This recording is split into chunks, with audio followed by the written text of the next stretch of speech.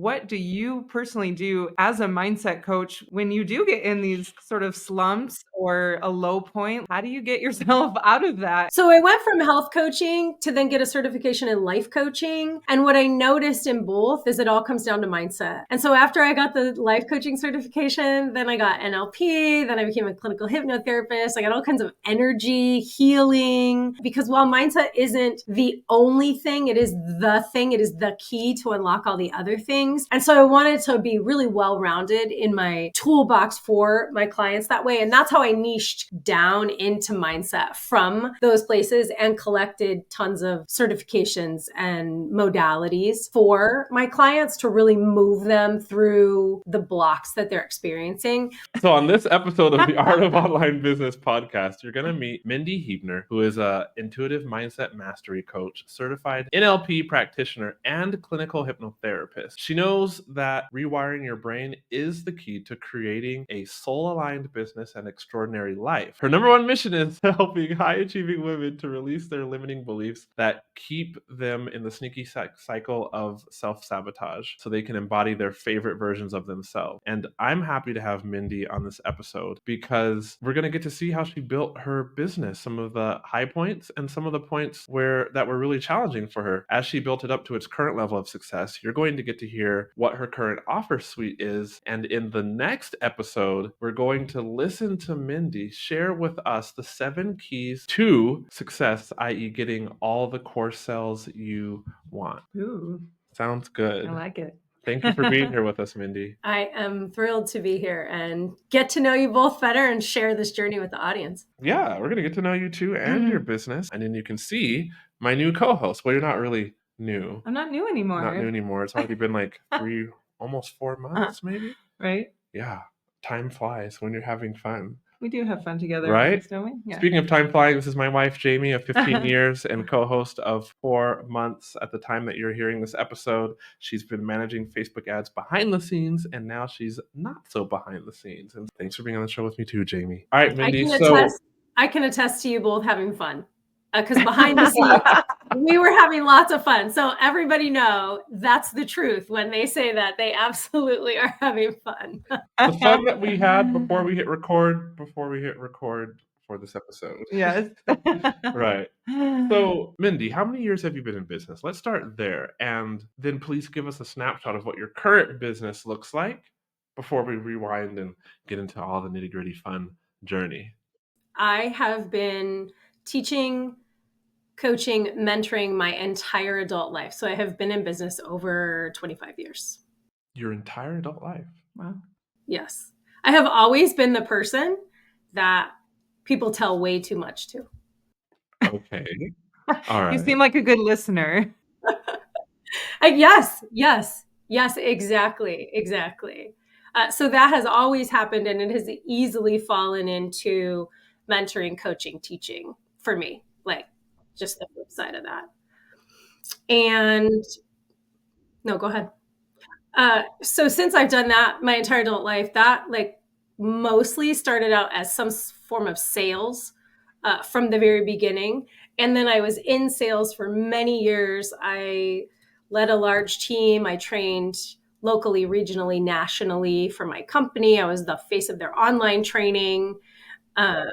So there was lots of, even though I never technically called it coaching, which came in the next part of the journey, training, always training and teaching is what it was, and literal coaching, right? Like, so that company, my division closed in, it's a little foggy now, but I think 2015, around there or so. And that presented me with what most people would call a challenge, but it was an opportunity to look back on the business and then create something new in an even better way. And that's when I mindset coach. Whoa, yeah, I am now, right? And that was the precipice of diving into all things habit, brain, mindset. Why do we do what we do? And just having this then insatiable like desire to understand more and more and put it into practice. Out of those 3, which has helped you the most? I would say understanding the brain, because it just feeds into everything else, right? Like brain / conscious subconscious. I work a ton in the subconscious because we operate. Here's a little factoid, right? Statistically, we'll say 95% of what we do is out of our subconscious. Like we don't even think about it. Breathing, the way we drive to work, like all of these things and way more things. And 5% we do consciously. And yet most of us are trying to achieve things just through the conscious side and not tapping into the unconscious side. That's supposed to point at my wife, not me. Not me at all. Oh, All right. really? Okay. Wow. Yeah, I That's remember fascinating. I don't remember the author, but I remember reading about it was in one of these books. I think it had a yellow cover and it was about habits and it had like a Charles wheel on the Duhigg. front. Charles Duhigg. Is it Atomic Habits? No, that's Charles Duhigg. The book you're talking about, that's his name. And I can't think of the title. However, it was the very first habit book I ever read. The Power of Habit? There's two that It are might really, be The yeah, we Power of read. Habit. Yeah, I'm trying to remember which one. Because it was Atomic talking about Habits. this Yeah. gentleman who had an unfortunate brain injury and lost a bunch of certain kinds of function and memory, yet he would like still go along the same habits. And at least that was the part of the book that really caught Mhm. my attention. Mhm. Atomic Habits is an all-time favorite of mine, though, and I reread it every year. Mhm. Yeah. Yeah, it's fascinating. 95% of what we're doing is just routines. Subconscious. It's subconsciously programmed, and the way your subconscious thinks in pictures and sounds and feelings. I mean, we'll keep it really basic. It stores memories, and there's a lot of symbolism there. Where your conscious brain is logic. It makes decisions. However, it makes them based on how your brain is deleting, distorting, and generalizing through the filter of what you believe. And those beliefs are subconscious. They're subconsciously held. So when we're not tapping into the subconscious, we are leaving so much on the table. That's when we're muscling our way to six figures. That's when we're muscling our way to course creation, when we're muscling our way. And that is just not sustainable. I feel like I've had conversations over the past 3 years about mindset, but I've never had a conversation about the science behind it, and it looks like you're definitely going there. Yes, absolutely. Well, this was my own journey after I had a very successful career in sales. I was exhausted and making great money and, building a dream home and doing all the things, traveling. And what I didn't realize was that I had a limiting belief that rest was lazy. And so, because my brain was filtering based on that, number one, it wouldn't bring me proof that that wasn't true because we're always winning the game we're playing, my friends. And it showed me proof that, yes, rest was lazy, right? Like if I rested, then I was lazy. If this, then that, without logic being put in there, right? This was just the automatic thing that would come up. And again, your subconscious thinks in pictures and sounds and feelings. So it would feel bad. I would feel guilt like pulsing through me, laying on the couch, taking a well-deserved rest. And that moment, understanding how that was stopping me, that was like game changer. That everything shifted when I came into the realization that number one, I had this limiting belief, and number two, that I could change it. Wow. Questions keep coming up. Do you got a question? Yeah, I mean, just how did you start, I don't know, I guess like on the journey of studying this? You said around 2015 or so, but like how did you just dive into that more to be like, I think this is my mindset holding me back? And I don't even think I knew to call it mindset in the very beginning. And it was, like I said, it was that very first habit book that then led to many more habit books and goal planning and setting. And I could already see now, looking back, right? Hindsight, always 2020, how so many things are about muscling through, and you just set the goal and you just do it. And it just doesn't work that way. I mean, sometimes, right? Again, not sustainable. The whole sleeping when you're dead and all of those, those mindsets. So let's just define first. let's define for a second for your audience. Mindset is your relationship with something. So my relationship with rest, not good back then, right? My mindset around it. Same, we do this with money, we do this with creation, we do this with risk, our relationship with our identity, just so you know, because habits come from our repeated way of beingness, to quote James Clear, right? Like that's we repeatedly act in a way. These are habits. They can be thought habits, they can be physical habits. This is our identity, and our identity is who we are being in relationship to what we want and who we say we are. Okay. I'm like taking some notes here, actually. Yeah. This is good. Well, because I don't think I've ever heard of that. Habits come from a repeated way of being. Hmm. Yes, yes. This is so think about it. If you exercise regularly, if you read regularly, if you do personal development regularly, if you speak a different language and you practice it, since I know you're multilingual, right? Here's a perfect example for you. As you practice those languages and you put this into, you think a thought over and over again, it becomes an I am statement. Here's where identity comes in. I am multilingual. I am, right? Like I am a learner of new languages. I am.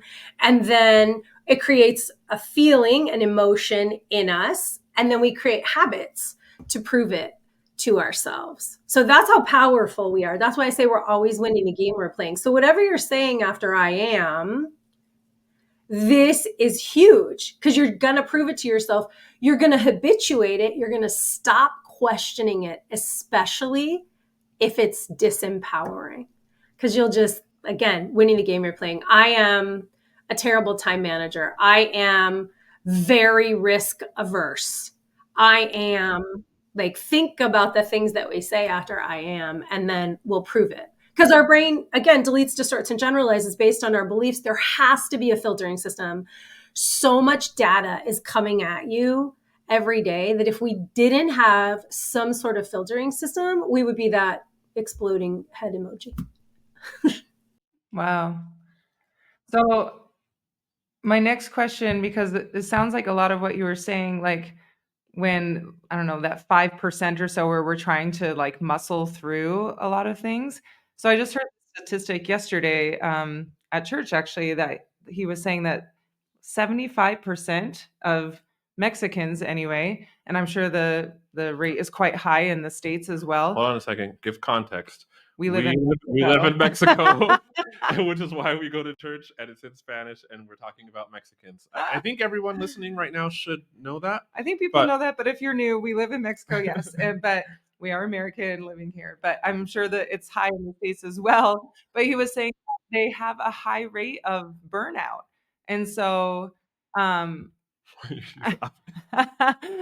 but so I'm just curious how, I guess how you as a mindset coach would address that, because that is like a huge thing. Like so many people just talk about, I'm just burned out because they're probably trying to through all of this, business stuff. I got to make this work. I got to have this offer. I have to make this sale. I have to rewrite this email. Like we've seen that, even in other people.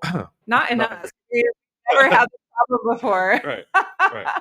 No, absolutely. Burnout is all the things that you're talking about. We're talking about symptoms of self-sabotage. And this is how we, again, your brain is so powerful. This is how we keep ourselves in the known, because your subconscious wants to take the path of least effort. It has no like, oh, this goal is going to be amazing no, least effort is what it's looking for.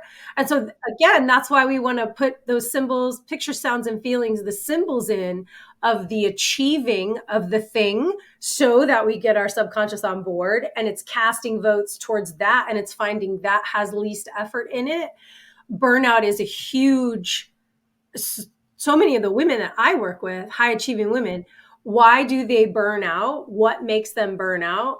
They overwork and overworking is, and this was my like personal poison of choice, right? This is based ultimately subconsciously in being worthy and tying your worth to your production, tying your worth to your output, not just believing just that worth comes stock on your model, right? Like there's nothing I could do to make me any more worthy or make me any less worthy. I am just worthy, and achievements don't equal that. And so those types of overthinking here, this is rooted in perfectionism, which is rooted in, well, will I be loved if I'm wrong, right? Everything comes down to fear, love, like, and it's all in our subconscious. It's all programmed into our subconscious. So as people with children, and any of your listeners with children or anyone that you're around, your words are your wand. Be speaking power and life over them all the time, because they're always taking it in and they're making those subconscious, like the neural pathways, the neurons that fire together, wire together, they're firing those together right now. And it happens without us even knowing, that we don't even realize maybe that we're speaking neutrally or not quite empowering, but it's like right there, like just flipping the switch on that, just turning up the volume a little bit so it's more empowered so they can step into that. So much more beneficial. I want to know a snapshot of your business, please, before we continue. I feel like we're already almost I feel like into we're jumping ahead. into the This next is so into the next good. episode. So like I just want to let the listener know too, like as you're listening to like Mindy and Jamie and me talk, we're going to have the next episode, which is specifically about like the 7 keys to getting all the core sales you want. But it's like I feel like this is such a new topic to me that I can't help but ask these questions, Mindy. Thank you for entertaining me, but now Okay, but now snapshot of your business, and keep then it together. Okay, let's talk. so after my division closed, opportunity to do something new, and I dove into all the things. I did start a business with my best friend that lasted a couple years, and only ended because life, right? Her kids are much younger than mine, and so just got busy, and that was amazing. And at the same time, I decided, okay, this next part of my journey, let's get some certification in this coaching thing. So I became a health coach. That was the first certification that I got. And I can remember this so clearly. I remember to work with me as a health coach. So this was 2016, maybe. It was $400 a month is what I was charging when I first started. And because you said a snapshot of business, so I want to take you to where we are now.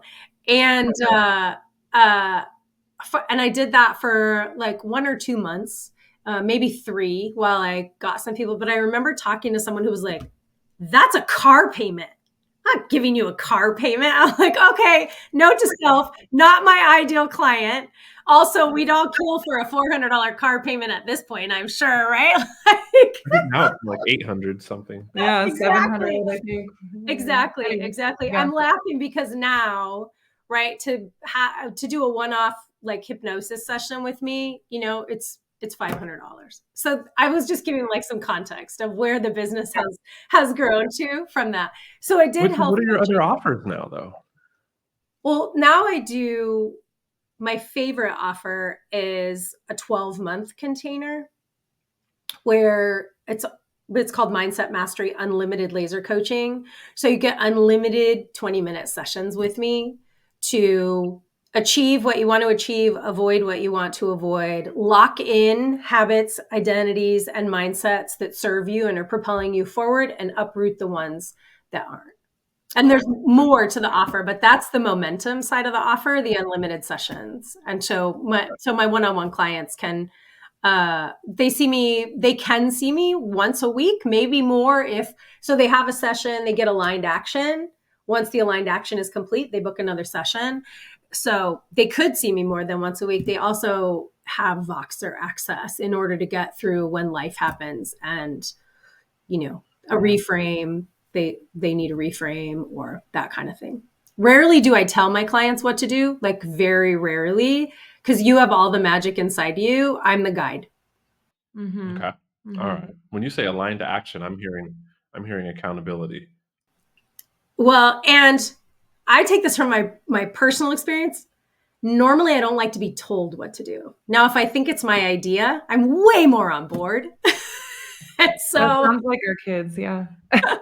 Us too. I think Yeah. everyone, so yeah. Right. clients, right? When we talk through, okay, here's what the pattern of success looks like moving forward.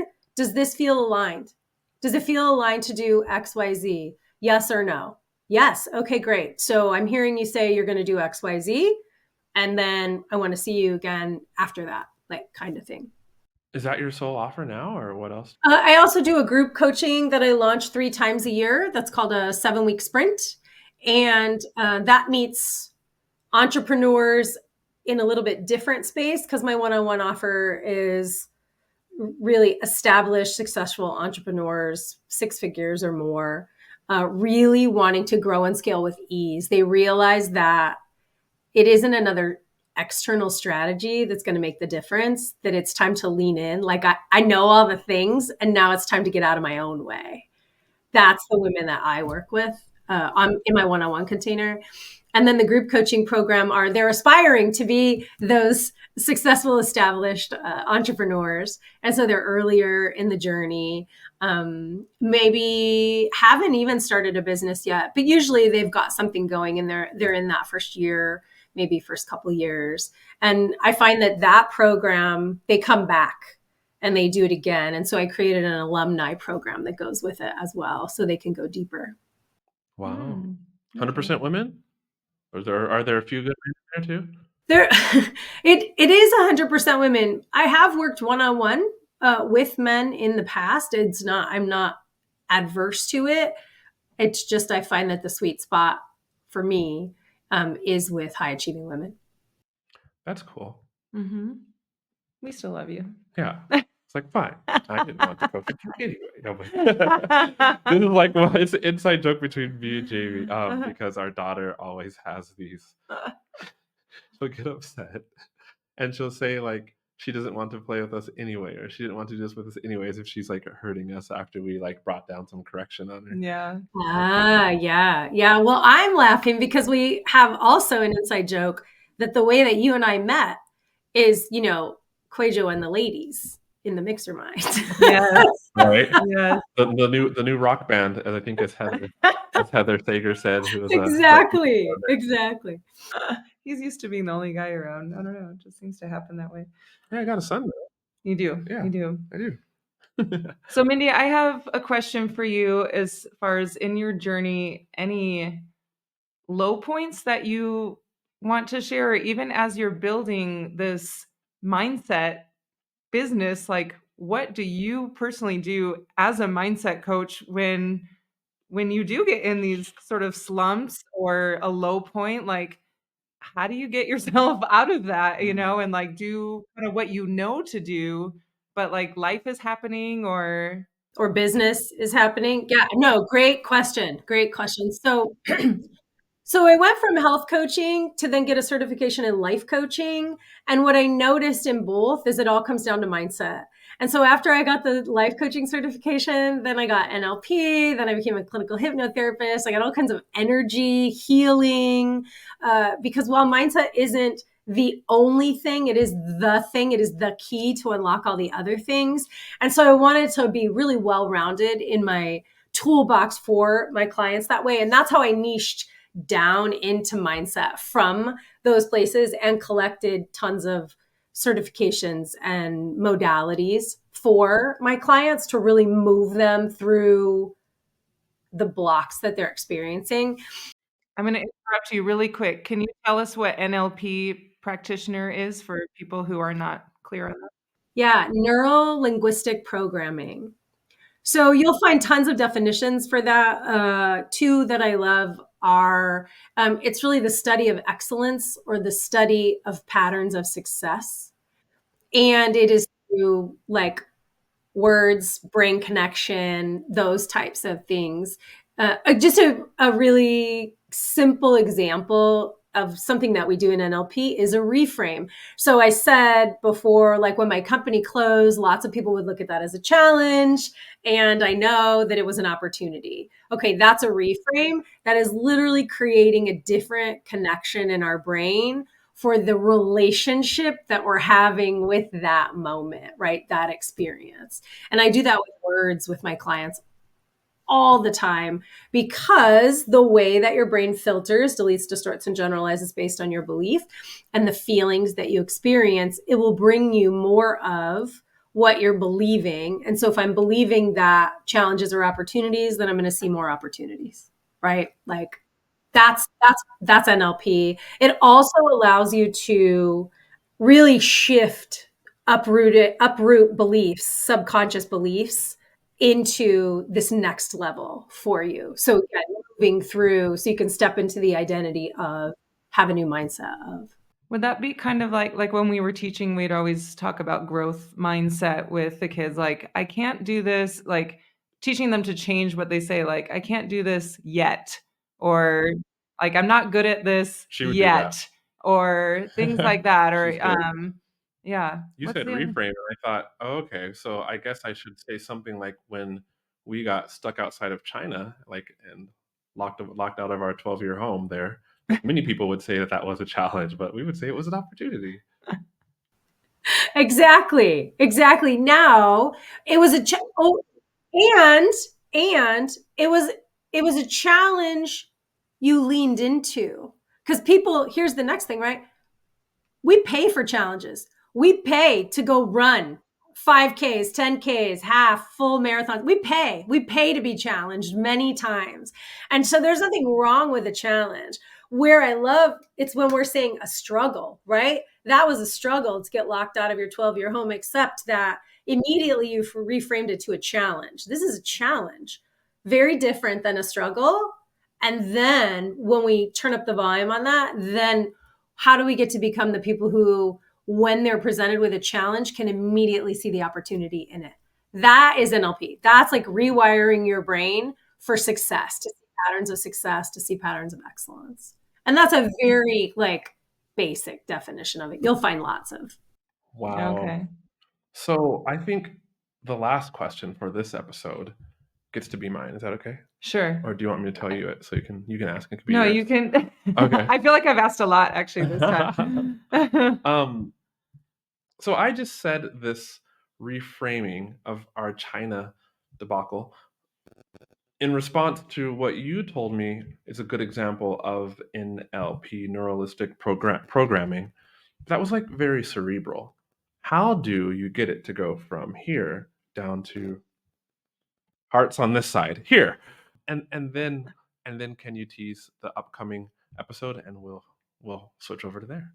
Yeah, well, actually, your question is teasing the upcoming episode, because again, remember, your subconscious thinks in pictures and sounds and feelings. So when you picture the challenge of the struggle of being locked out, and you see where you have stepped up, where you found some ease in the struggle, where because you spoke X number of languages, XYZ, where because you were together, there was ease in it, and you made, lemons out of or lemonade out of lemons kind of thing, right? Like this is training your brain to see possibility and opportunity. And this is part of NLP as well. We have, again, I'm going to give a really basic definition of your RAS, your reticular activating system.